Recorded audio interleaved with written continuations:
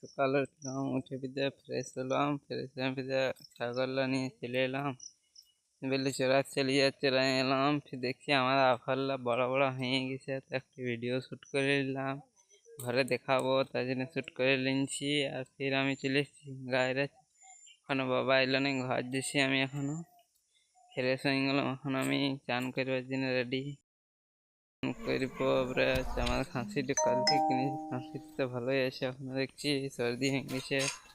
এই দেখছি আমার গাছটা আঞ্জির ফেসে, দেখছি আমার গাছটা একটা আঞ্জির এসে নাম আপের খেতে শুরু করে দিয়েছি। তারপরে দেখছি ঘরে ডাকছে, ছাগলা নিন্দে বলছে, ছাগলা চলে এসছি। তারপর দেখছি ঘরে ফ্রেশ হয়ে রেডি হয়ে গেলাম, কোথায় যেতে হবে এক দোকান, দোকান দিকে মার কোথা চলে গেলাম বাইরে